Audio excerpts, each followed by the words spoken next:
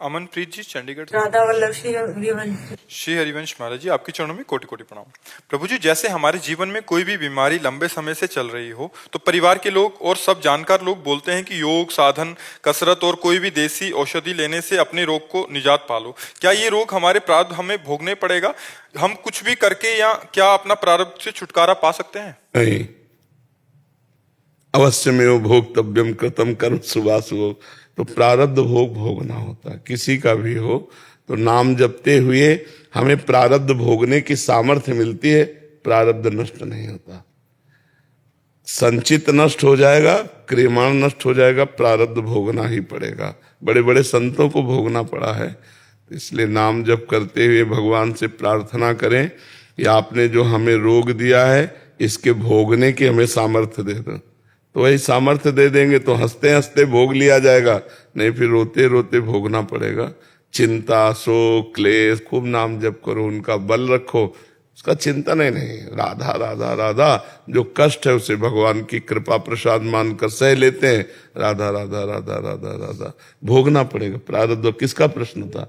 प्रारब्ध भोगना। महाराज जी, ऐसा भी शास्त्रों में और इतिहास में ऐसा आता है कि गुरुजनों की, संतों की और इष्ट कृपा से प्रारब्ध नहीं, देखो, ब्रह्मास्त्र का प्रयोग मच्छर मारने के लिए नहीं किया जाता है। ये शरीर नष्ट होने वाला है, इस शरीर की नष्ट होने की एक तिथि है और काल उसकी व्यवस्था करता है। काल कि भाई तुम्हें कैंसर से मरना है, तुम्हें दिल की बीमारी से मरना है, तुम्हें इससे मरना है, मतलब अलग अलग व्यवस्था है। कभी काल गड़ासा लेके किसी को नहीं काटता, उसकी व्यवस्था है। तुम्हें एक्सीडेंट से मरना है, तुम चलते चलते मरोगे, तुम खाते खाते मरोगे, तुम बोलते बोलते मरोगे, सबके लिए वो व्यवस्था की है। वो व्यवस्था है। शरीर को जर्जर कर दिया रोग से, मृत्यु ने आके प्रहार किया कोई न कोई बहाने से और शरीर को छोड़ा। तो जब पता है वो तिथि पक्की है, जिस तिथि को मरना है वो तिथि पक्की है, जब पता है कि जो हमारे कर्म है वो हमको भोगने पड़ेंगे, फिर हमें परेशानी क्या है? हंस के भोगो, क्यों रो के भोगो। राधा राधा राधा राधा, जैसी आपकी मर्जी प्रभु वैसे। बड़ा आनंद मिलता है। प्रभु का तेरा किया मीठा लागे, भगवान का किया हुआ बहुत मीठा लगता है। भगवान से चित्त जोड़ लो तो आनंदित हो जाओगे। इस भजन का प्रयोग इसके लिए नहीं किया जाता कि रोग नष्ट हो जाए। तो शरीर तो नष्ट ही होना है। भजन लेके चलते हैं भगवान के पास, ऐसी जगह थोड़ी खर्चा कर देते हैं जो बेमतलब जाए। जो विधना ने लिख दिया, छठी राव के अंक, राय घटे न तिल बढ़े, रहे जीव निशंक। राय घटे न तिल बढ़े, इसलिए आनंदित रहो जी। पंकज जी, श्री राम। महाराज जी श्री राधे। महाराज जी, अगर जीवन मृत्यु के चक्र से मुक्ति पानी हो तो क्या क्या करना पड़ेगा? दैवी हेषा गुणमयी मम माया दुरत्याया, मामेव ये प्रपद्यन्ते माया में ताम तरन्ते थे। भगवान कह रहे हैं ये गुणमयी माया है, इस माया से मुक्त होना चाहते हो तो मेरी शरण में आ जाओ, मेरे चरणों का आश्रय ले लो। तो भगवान के चरणों का आश्रय ले लो और भगवान का नाम जप करो और भगवान की लीला कथा सुनो। स्वयं पढ़ो, जैसे श्रीमद् भागवत खरीद लो, 2 अध्याय 3 अध्याय स्वयं पढ़ो और जहाँ कथा होती हो वहाँ जाके मस्तक रख के प्रणाम करके दैन्य भाव से बैठो, कथा सुनो। भगवान की कथा बहुत जल्दी हमारा कल्याण कर देती है। भगवान की कथा और नाम जप से हृदय पवित्र हो जाएगा, पवित्र हृदय में भगवान की कृपा हो जाएगी। निर्मल जनमन सो मोहि पावा, मोहि कपट छल छिद्र न भावा। जहाँ मन निर्मल हुआ, भगवत साक्षात्कार हुआ, आवागमन से मुक्त हो गए। नाम जप करो, भगवान की लीला कथा सुनो और भगवान से प्रार्थना करो कि हे नाथ, अब जो बचा हुआ जीवन है वो आपके चरणों में, आपके चिंतन में, आपके नाम जप में, मंगल कार्यों में व्यतीत हुए। नाथ, हमसे पाप न हो, अब हम एक क्षण के लिए भी भजन न छोड़ें, ऐसा भगवान से प्रार्थना करो। दिव्यांशु जी। पूज्य बड़े महाराज जी की जय हो। महाराज महाराज जी, मैं एक शिक्षक हूँ। जब भी विद्यार्थी उदंडता करते हैं और मैं उन्हें डांटता हूँ या दंड देकर सुधारने की कोशिश करता हूँ, तब बच्चे जोर जोर से श्री हरिवंश राधा राधा जपने लगते हैं और अच्छा, ये तो बहुत अच्छी। किसका है? महाराज अब मारो बोलते हैं। और इस स्थिति में मैं क्या करूं? वाणी जी कहती हैं, जो हरिवंश को नाम सुनावे तन मन प्राण ताप बलिहारी। ये तो बहुत बढ़िया भाई उपाय मिला। कोई मारने लगे राधा राधा राधा श्री हरिवंश, तो अगर वो वैष्णव है तो मारेगा काहे को, चाहे माँ हो चाहे भाई हो। महाराज जी जैसे कि अब सुनते हैं नहीं और हम जैसे कहें कि तो वो कल श्री हरिवंश अब मारो श्री हरिवंश। अब महाराज जी मैं करूं क्या? नहीं मारना चाहिए, दुलार वो करना बोले चाहिए। अगर अब मारोगे तो गुरुदेव अपराध लग जाएगा। अब ये श्री हरिवंश सुधारेंगे, नहीं राधा नाम सुधारेगा। जो हरिवंश का आश्रय लिए हैं बच्चे, राधा नाम का आश्रय लिए हैं, उनकी बुद्धि पवित्र हो जाएगी, क्योंकि उन्होंने भय से ही सही। अवहेलना, आदर, भय, श्रद्धा, अश्रद्धा नाम ये नहीं देखता। नाम उच्चारण मात्र से परम पवित्र कर देता है। भाव कुभाव अनख आलसहु, नाम जपत मंगल दिशि दसहु। यदि हरिवंश नाम उच्चारण किया तो ये विद्या है, राधा नाम उच्चारण किया तो पराविद्या है। विद्या हरिवंश मंत्र चतुरक्षर जपत सिद्धि भव उद्धरणम। श्री हरिवंश तो भव समुद्र से उद्धार, और राधा राधा तो प्रेम में डूब जाएगा। ये पराविद्या, द्व्यक्षरा राधा नाम, ये पराविद्या है। तो राधा उच्चारण कर दे तो जो हरिवंश को नाम सुनावे, तन मन प्राण तासु बलिहारी। जो हरिवंश उपासक सेवय, सदा सेवं ताके चरण विचारी। हमारे सामने जो कहते श्री हरिवंश, तो हम उसके चरणों में तन मन तासु बलिहारी। जो हरिवंश को नाम सुनावे, तन मन प्राण तासु बलिहारी। तन मन प्राण सब बलिहार हैं, और कोई भी अपराध किया हो क्षमा। तो कम से कम इसी बहाने श्री हरिवंश श्री हरिवंश श्री हरिवंश, कैसे पापी क्यों न हो, हरिवंश नाम जो ले, अलक लड़ेती रीझ के महल खवासी दे। तो ये बहुत बड़ी बात है, बड़े अच्छे संस्कार बच्चों में है। इनके द्वारा ऐसे गंदे बातें बनेंगी ही नहीं। जो बचपन से नाम आश्रित है कि ये नाम मुझे बचा लेगा, तो आपसे ही नहीं बचा लेगा, पाप कर्मों से भी बचा लेगा, संसार से भी बचा लेगा। नाम समर्थ है, वो असमर्थ बच्चे हैं, उन्होंने नाम का भरोसा पकड़ा कि अब मारो। मैं श्री हरिवंश कहता हूं तो नाम का बल लिया ना, तो श्री हरिवंश नाम बल लहो, अपने मन भाई सब कहो, रहो शरण हरिवंश की। सब बात बन जाएगी, सब बात बन जाएगी। शगुन गर्ग जी गाजियाबाद से। राधे राधे महाराज जी। राधे राधे महाराज जी। महाराज जी मेरा प्रश्न है कि नाम जप करने का सबसे आसान तरीका क्या है? क्या हमें हाथ में कंठी माला अथवा काउंटर लेकर ही नाम जप करना चाहिए? ऐसा करने से कभी कभी हर जगह थोड़ा दिखावा सा लगता है। जबान से अंदर से उपांशु, ये जो ऊपर की तालू है, जहां दांतों का ज्वाइंट है, मसूड़ा, तो मसूड़े के ऊपर जबान का अग्रभाग रख लिया ऐसे।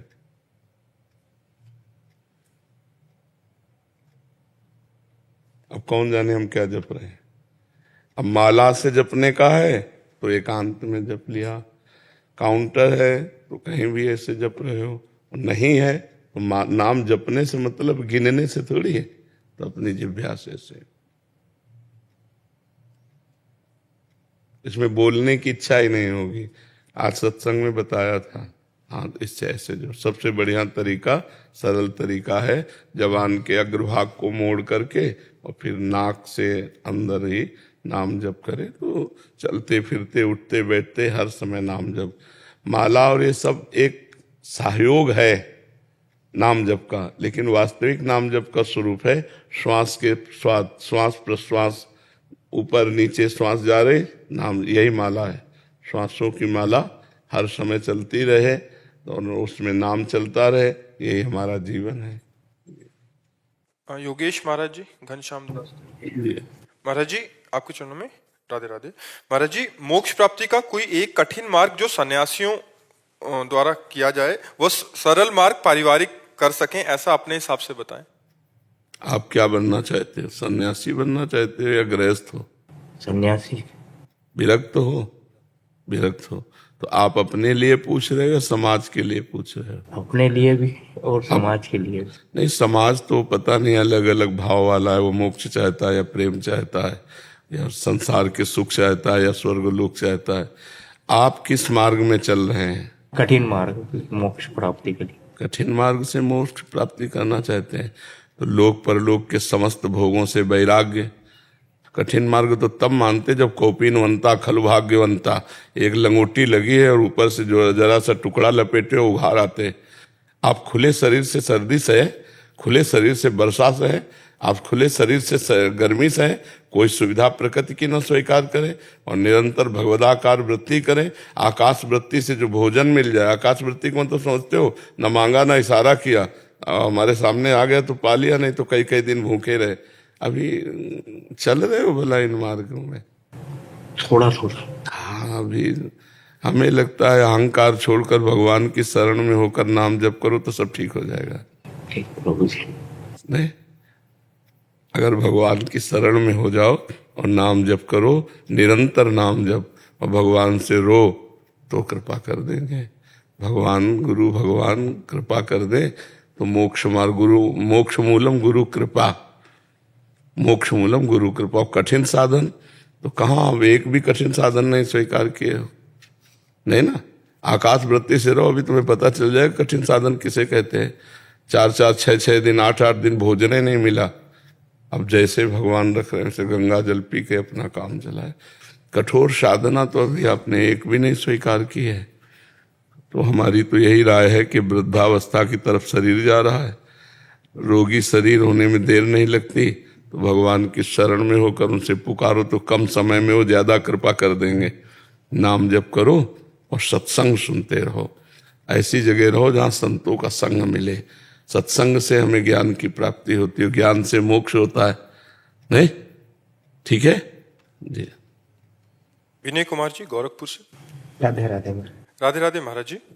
महाराज जी, मनुष्य के आध्यात्मिक प्रकृति के लिए भक्ति योग और कर्म योग दोनों का ग्रस्त जीवन में होकर कैसे निर्वहन किया जाए? जो हम कर्म करें पहले उसमें पाप कर्म नहीं होना चाहिए, ध्यान रखना है। जैसे आप व्यापार कर रहे हो तो उसमें पाप कर्म नहीं होना चाहिए। आप जैसे कोई नौकरी या कोई भी कार्य कर रहे हो तो पाप कर्म नहीं होना चाहिए।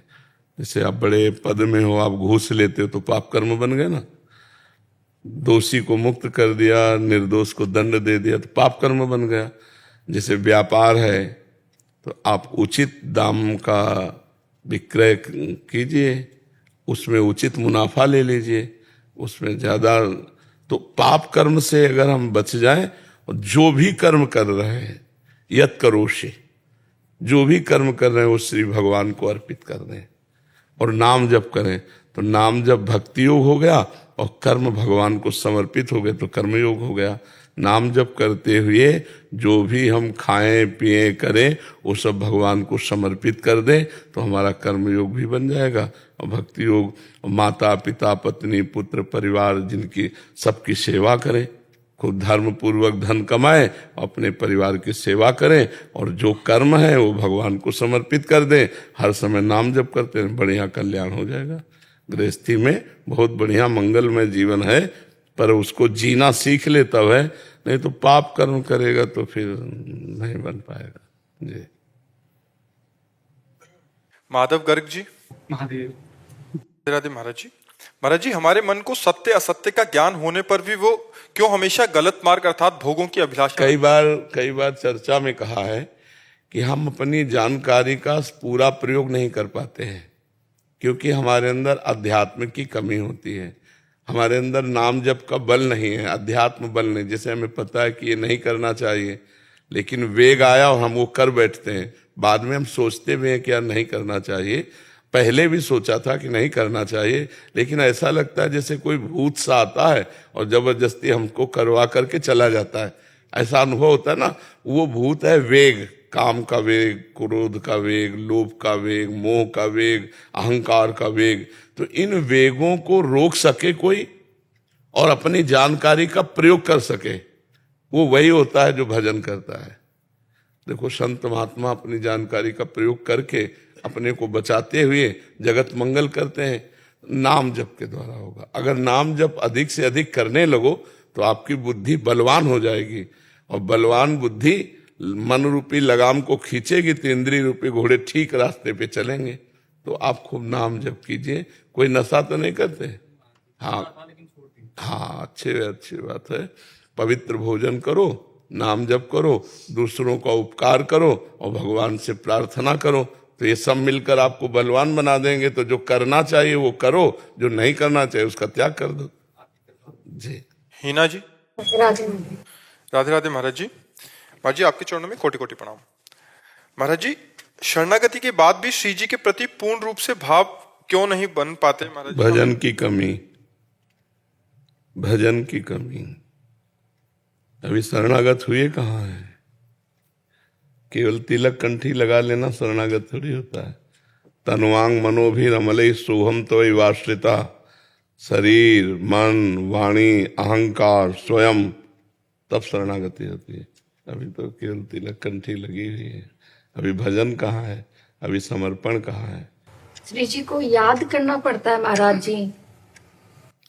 अभ्यास करो, अभ्यास करो, ऐसा अभ्यास बनाओ कि बार बार चित्त राधा नाम में मंत्र में लगे और श्री जी से प्रार्थना करो कि मुझे अपनी शरण में ले लो। श्री जी से प्रार्थना करो। जी शशि भूषण सिंह जी भोपाल से। राधे राधे। राधे राधे महाराज जी। महाराज जी, मैं पहले ज्ञान मार्ग के साधन ध्यान, चुप साधन, मौन आदि का प्रयास करता था। आपको सुनने के बाद भक्ति में भी रस आने लगा, लेकिन पूर्ण श्रद्धा नहीं है नाम रूप लीला में। ऐसी स्थिति में क्या नाम जप के साथ साथ अन्य साधन जो करता था क्या कर सकता साधन हूं? करते हैं? चुप साधन महाराज जी। क्या चुप साधन है? शांत शांत बैठ के अप्रयत्न अप्रयास होके। तो शरीर को शांत बैठालना कोई शांत है क्या? चुप साधन का मतलब होता है मन का मौन, चित्त का चिंतन रहित हो जाना, अहम का क्रिया रहित हो जाना,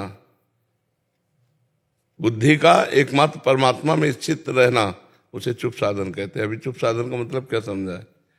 चुपचाप बैठ जाना, ये तो कायरता होगी, ये तो मूढ़ता होगी, हमारा समय व्यर्थ जा रहा है। सच्चिदानंद का चिंतन नहीं हो रहा, हम चुप बैठे हैं तो हमारे कायरता पूर्ण क्रिया से समय व्यर्थ जा रहा है। समझना चुप साधन किसे कहते हैं? चुप हो गया, मन शांत हो गया, परमात्मा में स्थित हो गया, उसे चुप साधन कहते हैं। नाम जप करो और शास्त्रों का स्वाध्याय करो। जैसे श्रीमद् भागवत है, श्रीमद् भगवत गीता जी है। कहीं गीता जी में चुप रहने की बात कही भगवान ने बात कही है, मय्येव मन आधत्स्व मयि बुद्धिम निवेशय निवस्य मय्येव अत ऊर्ध्वम न संशया।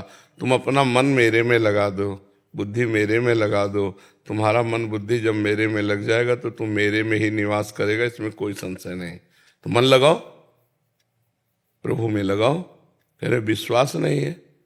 कैसी बात करते हो कि नाम रूप में विश्वास? किस पे विश्वास है तुम्हारा? विश्वास है लेकिन इतना गहरा नहीं है जितना। नाम जप करो, शास्त्रों का स्वाध्याय करो, हर समय भगवान का चिंतन करते रहो तो हृदय पवित्र हो जाए। फिर हमें बताना, पहले हृदय को पवित्र करो, नाम जप करो, पहले जो कह रहे हो वैसे चलो तो पहुंच जाओगे। सब शुद्ध ज्ञान यही है, सब कुछ भगवान ही बने हुए हैं, सब ब्रह्म ही बना, वही आकार है, वही निराकार है, वही साकार है, वही निर्गुण है, वही निर्विकार है, उसके सिवा कुछ नहीं है। तो नाम जप करो। बहुत मनमानी आचरण करने से कभी अध्यात्म की सिद्धि नहीं होती। बहादुर हो तो हर समय नाम का चिंतन करके दिखाओ, फिर देखना नाम क्या चमत्कार करता है। ठीक है?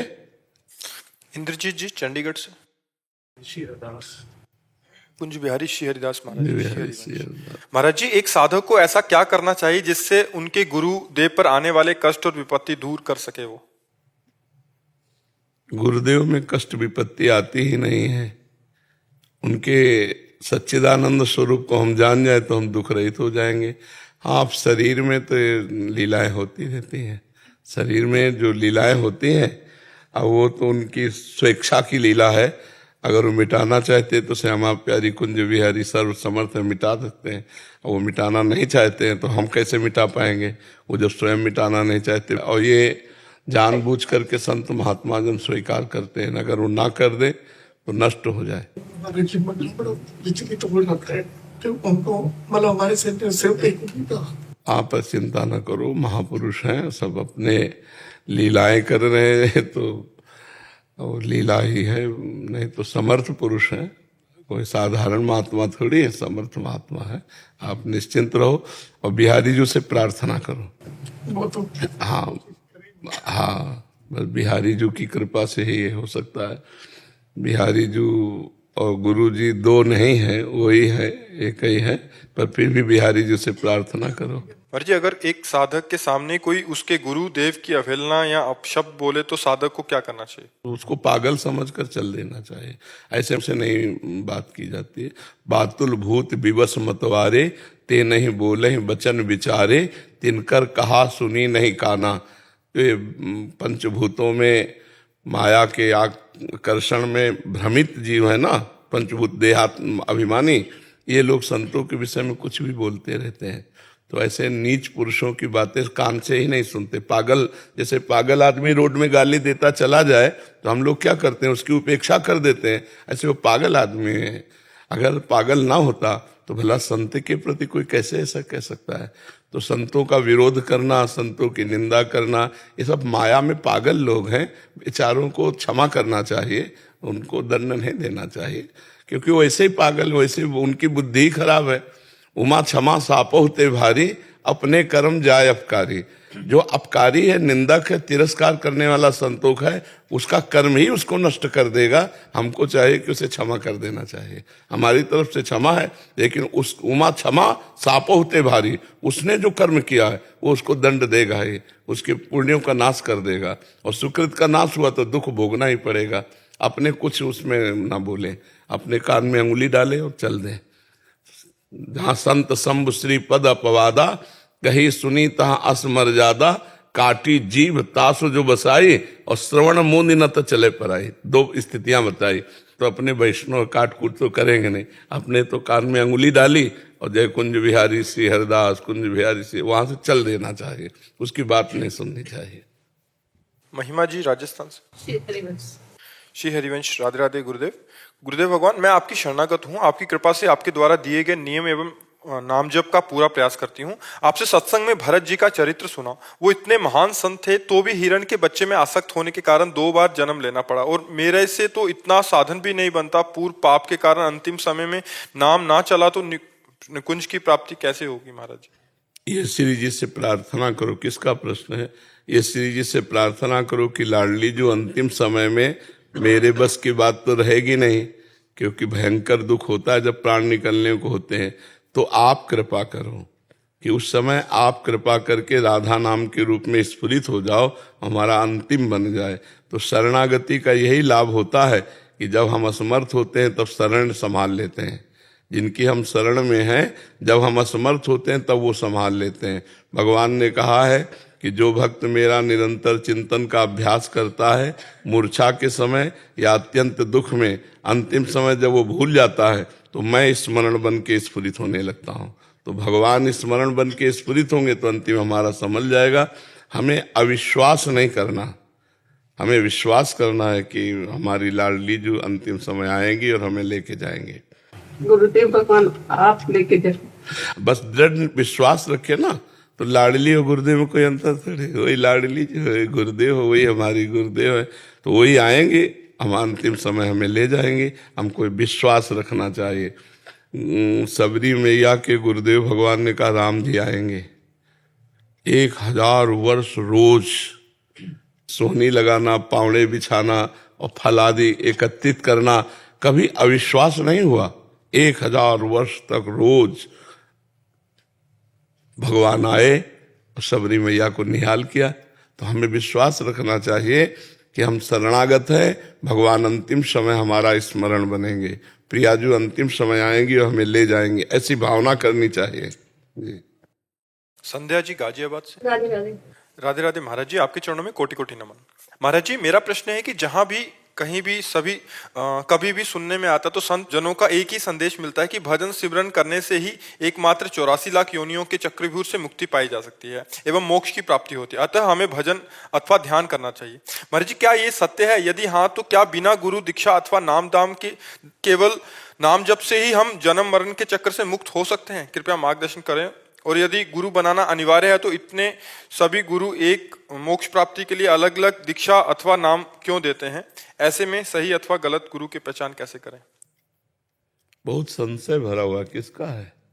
सबकी तुम्हें चक्कर क्या? तुम किस मार्ग में चलना चाहते हो? रोड तो हमारे भारत में सब बने हुए हैं, लेकिन तुम किस रोड में, किस लक्ष्य में जाना चाहते हो? ज्ञान योग है, सांख्य योग है, अष्टांग योग है, भक्ति योग है, कर्म योग है। तो हर योग के अलग अलग आचार्य हैं, अलग अलग संत हैं, अलग अलग गुरु। आप किस मार्ग में चलना चाहते हो? और सब मार्गों के द्वारा मोक्ष प्राप्त होता है, सब मार्गों के द्वारा प्रेम प्राप्त होता है। तो आप ऐसी अवहेलना ना करें कि इतने सब गुरु हैं, इतने सब ऐसे, ये शुद्ध, ये प्रश्न ठीक नहीं है। नाम जप करो, नाम जप करने से भगवान प्रसन्न होंगे, गुरुदेव रूप से मिलेंगे, फिर वो जो मंत्र नाम देंगे उससे भगवत प्राप्ति होगी। ये सिद्धांत है। चाहे शिव बिरंच सम होई, गुरु बिनु भवनिधि तरह न कोई। तो आप उसको प्यार से, आप ऐसे कितने गुरु हैं, इतने, मतलब एक ऐसा लगता है जैसे आप एक अवहेलना सी कर रहे हैं संतों की। ऐसा नहीं है। अनेक सिद्धांत है, अनेक मार्ग है, उसको चलाने वाले अनेक गुरु रूप धारण किए हमारे भगवान है। एक ही भगवान अनेक गुरु के रूप में विराजमान है। हमको जहां से अच्छा लगे वहां से गुरु मंत्र लें और भगवान के मार्ग में चल दें, भगवान की प्राप्ति कर लें। पहले नाम जप करो, भगवान से प्रार्थना करो कि आप मुझे सदगुरुदेव रूप से मिलें, फिर सदगुरुदेव रूप से मिलेंगे तो आगे का मार्ग खुल जाएगा। जी। वंदना और नागेंद्र जी, महाराज जी दोनों का सेम। वंदना जी का प्रश्न था कि महाराज जी गलत क्रिया व कुसंग के प्रभाव से कई वर्षों तक ब्रह्मचर्य नष्ट किया। मेरी स्थिति इतनी गिर गई है कि मेरी स्मृति बिल्कुल नहीं रही। खाना खा लिया फिर भी स्मृति नहीं रहती, सत्संग सुनने के बाद कुछ याद नहीं रहता। अभी ऐसी स्थिति हो गई कि कोई भागवतिक दिनचर्या नहीं हो रही। इनका भी नागेंद्र जी का कि इतना हो गया कि अभी जो आप बताते हो सारे मेरे अंदर विकार वैसे ही आ चुके हैं, मन व्यथित हो चुका है, उस शारीरिक व्याधियां। अभी तो तुम बच्चा हो, अभी बच्चे, छोटे छोटे बच्चे सब गलत आचरणों में, गलत संग के प्रभाव से। सबसे बड़ा जहर तो मोबाइल हो गया है। जो चाहो सर्च करो, देखो, गंदी बातें देखोगे तो गंदा चिंतन बनेगा, गंदी क्रिया बनेगी और फिर उससे पतन हो जाता है। अब सुधार लो, पहले खान पान सुधारो, देखना सुनना सुधारो। मोबाइल से गंदी बातें मत देखो, गंदे मित्रों का संग मत करो, अपने हाथ से अपने शरीर की कोई गंदी क्रिया मत करो। नियम लेना पड़ेगा। अब उसमें ये तो है नहीं कि कोई औषधि काम करेगी, उसमें तो आपको विवेक पूर्वक अपने आप को संभालना होगा कि जब हमारे अंदर वेग आवे काम का तो हम हस्त मैथुन ना करें, उससे हमारी हानि होगी। तो हानि, जैसे बढ़िया खीर बनी हो और उसमें जहर मिला हो और ये कोई विश्वसनीय बता दे ये भाई इसमें जहर मिला है, तो आप नहीं खा सकते। तो हस्त मैथुन तुम्हें सुखद लगता है पर ये भारी जहर है, ये तुम्हारी जीवनी शक्ति को नष्ट कर देगा, जीने लायक नहीं रखेगा। तो अब देखो वो बच्चे है, ये अपनी अपनी हालत बता रहे हैं। अभी तो बहुत लंबा चौड़ा है महाराज जी। हाँ, तो वो लंबा चौड़ा पढ़ने की जरूरत नहीं है, पढ़ने की जरूरत नहीं। वो सब बस इतना हम जरूर प्रार्थना करेंगे कि अगर आप सुधरना चाहो तो अब भी सुधर सकते हो, अगर नहीं सुधरना चाहते तो कोई सुधार नहीं सकता। ये बहुत बड़ा हानिकारक विषय है और लोग इस पर ध्यान नहीं दे रहे हैं। नए नए बच्चे, नए नई बच्चियां सब इस गलत मार्ग में चली जा रही हैं और इसमें सबसे बड़ी समस्या कि दूसरे की कोई जरूरत नहीं है, वो अपना मन बदमाश है ही है। मतलब हमें लगता है कि कहो 90% 100 में ज्यादा ही होंगे। हाँ, 90% बच्चे तो इसके शिकार है ही हैं। तो इसलिए हमें लगता है आप लोगों को ठीक होना पड़ेगा, आपको अपनी हिम्मत दिखानी पड़ेगी। एक बार आपको नियम लेना होगा कि मर चाहे जाऊं मैं ये नहीं करूंगा, तो अमर हो जाओगे। मरना क्या, ब्रह्मचर्य रहने वाला मरता थोड़ी, तो अमरत्व की तरफ जाता है। तो आप चाहो बच्चा तो ठीक होने के लक्षण स्वीकार कर लो। राधा राधा नाम जप करो और गंदी बातें छोड़ो बच्चा। हम तो यही प्रार्थना करेंगे।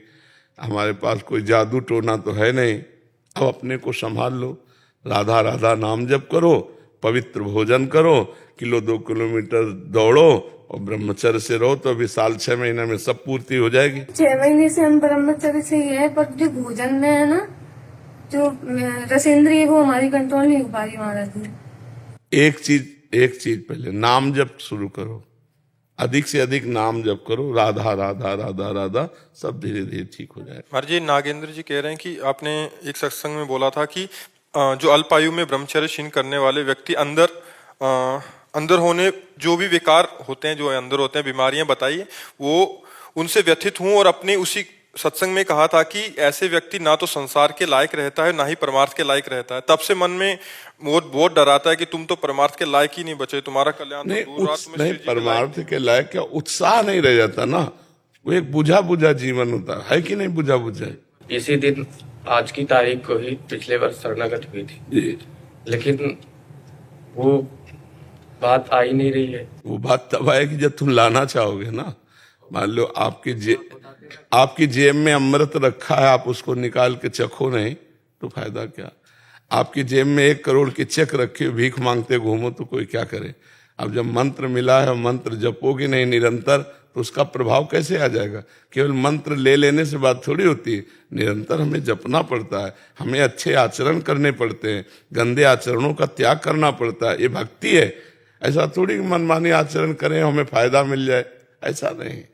आपकी कृपा से श्रीधाम का वास मिला हुआ है जी 1 वर्ष से, जी और जो मन में कभी भी प्रश्न आता है तो उसका उत्तर तुरंत मिल जाता है आपके द्वारा, जी मोबाइल से ही। जी। लेकिन यही व्यथा केवल अंदर अंदर जलाती रहती है कि तुम तो श्री जी के सेवा लायक भी नहीं हो, तुम तो परमार्थ के लायक ही नहीं। नहीं, अब छोड़ दो कि लायक नहीं हो। वैसे तो हम लायक नहीं, लेकिन श्री जी हमारी बड़ी कृपालु हैं। यही ये बात आती है, तुरंत आती है। हाँ, अगर हम लायक ना होते तो आपकी कृपा कैसे होती? हाँ, श्री जी बहुत कृपालु हैं। जब उन्होंने स्वीकार कर लिया तो हम नालायक का भी बेड़ा पार कर देंगे। श्री जी हम नालायक लायक नहीं है ना, तो हम नालायक है ना, तो हमको स्वीकार तो उन्होंने किया है। नालायक के समझ के स्वीकार किया है, लायक समझ के तो स्वीकार नहीं किया, तो हमें नालायक की स्थिति में ही बेड़ा हमारा पार कर देंगे। हमको उदास नहीं होना, बस गंदी बातों से बचना है, गंदी क्रियाएं। देखो, अगर गंदी बातें करोगे तो तुम्हारा मन ही श्री जी के लिए तैयार नहीं होगा, भगवान के लिए मन ही राजी नहीं होगा। अपवित्र पापाचरण रोकना चाहिए। राधे राधे गुरुदेव। गुरुदेव, आपके श्रीमुख से अधर्म से पैसा कमाने वाले के पूरे परिवार को भोगना पड़ता है, ऐसा सुना है। तो यदि माता पिता के द्वारा अधर्म का पैसा आ रहा है और आपका सत्संग सुनने के बाद भी अगर वो ना माने, तो फिर क्या मुझे भी वो भोगना पड़ेगा? इससे बचने के लिए मैं क्या करूं? आपकी आज्ञा, नाम जप और भजन तो करने का प्रयास कर रहा हूं, बट इसको कैसे? बड़ी समस्या है। जब घर के बड़े जनों के द्वारा गलत होता है तो फिर बच्चों को सबको भोगना पड़ता है। पिता के आचरण पुत्र पर प्रभाव डालते हैं। जैसा पिता आचरणशील होगा वैसे ही पुत्रों में ज्ञान विज्ञान की जागृति होगी। अब बड़ी समस्या यही आ रही है कि बड़े जनों के द्वारा जब गलत होता है तो छोटे बच्चे कैसे संभाल पावे। अब नौजवान सुधरना चाहते हैं तो उनके माता पिता मांस खाते हैं, शराब पीते हैं, गंदी बातें प्रिय लगती हैं, तो फिर संस्कार बच्चों में भी वैसे है। अब कैसे हम तुम्हें बताएं कि तुम कैसे बचो, क्योंकि घर है, माता पिता हैं, उन्हीं के द्वारा तुम पोषित हो। अब जैसे पता है कि अधर्म का पैसा है तो कैसे कहें, या तो घर त्याग करना बड़ा कठिन है। फिर अपने पैरों के बल खड़े होना वो अभी है नहीं तुम्हारे अंदर। तो इसलिए भगवान से प्रार्थना करो कि आपके माता पिता की बुद्धि शुद्ध करें और आपकी बुद्धि शुद्ध रहे। ये तो बिल्कुल सर्व सिद्धांत है कि जो घूस का पैसा, बेईमानी का पैसा, फ्रॉड का पैसा अपने घर लाएगा तो उसके परिवार में हानि हो जाएगी। उसके परिवार में कोई भी विवेकशील, कोई भी तेजस्वी नहीं होगा, वो सब पतन के मार्ग वाले होंगे। 4 दिन की चांदनी फिर अंधेरी रात पक्का। इसलिए अधर्म का कार्य नहीं करना चाहिए। धर्म से भले नमक रोटी खाओ, दीपक की तरह जलोगे, अधर्म से हाइलोजन की तरह जलोगे मानते हैं, लेकिन बहुत जल्दी फ्यूज भी हो जाओगे। फ्यूज हो जाना ठीक है या दीपक की तरह जलना ठीक है नहीं? लेकिन लोग बेईमानी ज्यादा पसंद करते हैं, बेईमानी के द्वारा शॉर्टकट में धनी बनना, तो फिर वो शॉर्टकट में निपटा भी देता है। काल बहुत बलवान है, वो निपटा देता है। तो बच्चा नाम जप करो, भगवान से प्रार्थना करो, यही उपाय है। धन्यवाद, धन्यवाद, धन्यवाद, धन्यवाद। मर्जी, आप एनआरआई सोसाइटी है ना, अब वहाँ के प्रेसिडेंट हैं, वो मतलब वहाँ के पूरे ओवरऑल आप देखते हैं? नहीं, हमारा तो कोई विरोधी नहीं है। देखो, हमारा कार्य है सबको सुख पहुंचाना। हमको सुनने को मिला वहाँ किसी को दुख पहुंचता, हमने रास्ते बदल दिया। महाराज जी, मैं आपसे 12-14 साल से परिचित हूँ। मदन मोहन मंदिर के जस्ट सामने है मेरी कार पार्किंग। अच्छा। तो 10 साल पहले जब आप परिक्रमा पर डे देते थे, जी जी, तो मैं एक ब्रजवासी ऐसा था, आपके पर डे दर्शन कर। जी जी जी। अब थोड़ा भीड़ को देखते हुए जी जी, कि जब और लोगों को भी कल्याण होना चाहिए, बिल्कुल। मैं यहाँ कम थोड़ा आना जाना रहा। जी जी क्योंकि मेरे को आपके वहीं पर दर्शन होते 10 साल पहले। जी जी वहाँ कुछ ये जो लोगों से यूट्यूबर जो होते हैं, इन्होंने अपना क्या बोलते हैं फेमस होने के लिए, जी वो भी लोग ब्रजवासी थे। ब्रजवासियों के प्रति आपके प्रति 1% नहीं आ सकता। हाँ, ब्रजवासी हमारे, आगे वो तो ब्रजवासी नहीं है। हाँ ब्रजवासी तो हमारे आराध्य देव। यूट्यूबर ने उनको कह के कि आप ये बोल दो, उन लोगों ने, ब्रजवासी तो आपको पता ही है कैसे, हाँ भोले वाले तुरंत ही वो कह दिया उसके सामने। उनको भी पश्चाताप हो रहा है। हाँ नहीं यहाँ आपकी आज्ञा हुई तो आना चाह रहा नहीं, है। बिल्कुल आए, हम हृदय से जिस स्वागत के नाते मैं यहाँ आपसे ये माफी मांगने आया हूँ ब्रजवासी होने के नाते। हमारी प्रार्थना उन लोगों से भी कह दीजिए, हम आपका कभी अहित नहीं कर सकते, हम सबका सुख देने, हम एक शब्द भी नहीं इस विषय पर। उनसे रोज बात होती है, वो ये खुद ही पछता रहे हैं वो लोग, कि ये गलत हो गया और वो हिम्मत नहीं जुटा पा रहे थे। नहीं नहीं, कभी वो मैं एक बार उनको अपने साथ जरूर लेके आइए, और हम स्वागत करते हैं। हम बैर विरोध कभी किसी का नहीं कर सकते। पर डे मेरे को दर्शन होते थे, मैं आपके पैर वहां छूता, आपने मेरे को उल्टा मना करते थे कि नहीं आप ब्रजवासी हो भाई, आप आनंदित रहो ना, आप प्रसन्न रहो। और उन ब्रजवासियों से भी जिन्होंने बोला है ना, उनको हम प्रणाम करते हैं। नहीं, वो पटाखे वाले जो होते हैं महाराज जी, उसने क्या किया उस दिन, जो सोसाइटी का चबूतरा है ना, भाई वो तो सावधान जगह पर रख के चलाएगा, भीड़ में तो चला नहीं दे। उससे गलती क्या हुई, उसने चबूतरे पर रख के चला दिया, और चला दिया 10-5, तो फिर आवाज ही अंदर। नहीं, हम ये नहीं चाहेंगे। ब्रजवासी होने के नाते आप हमारी धरोहर हैं। और मैं अभी काशी गया था, तो वहाँ ऐसी बात चल रही थी, बोले कहाँ से आए हो, वृंदावन से आए। बोले महाराज जी तो वहाँ रहते हैं, तो मुझे खुद अपना गर्व महसूस हुआ कि मेरे से कहाँ काशी कितनी दूर है। वहाँ चर्चा आपकी हुई।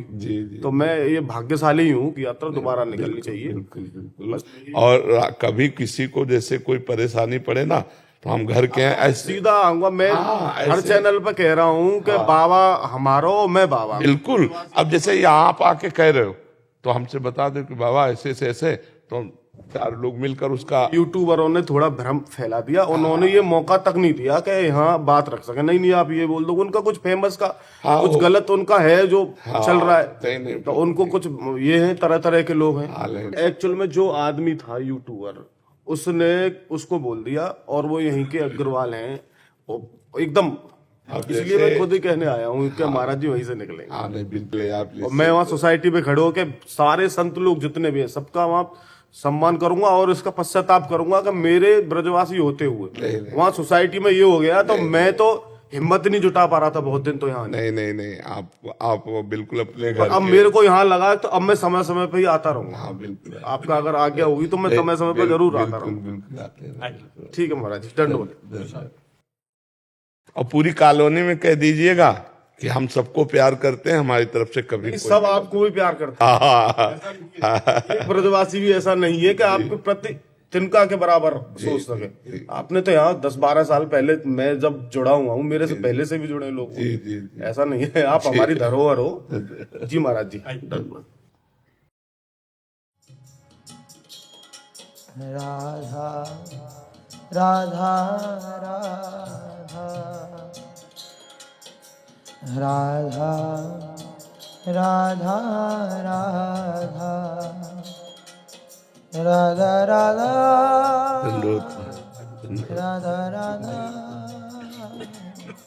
राधा राधा। महाराज जी, बागेश्वर महाराज जी प्रत्येक वर्ष शिवरात्रि पर जो निर्धन बेटियां हैं उनके विवाह करते हैं। अच्छा। बागेश्वर धाम पर जो भी चढ़ोतरी आती है हर शिवरात्रि पर, पूरा विवाह में 251 सामूहिक कन्याओं का विवाह, 251 कन्याओं का। राधा राधा राधा राधा। कृष्णाय वासुदेवाय हरे परमात्मने प्रणत कलेश नाशाय गोविंदाय नमो नमः। राधा राधा राधा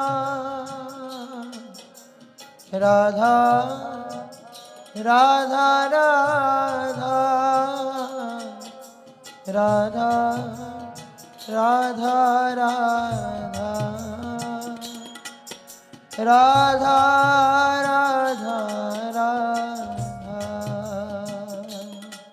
राधा राधा राधा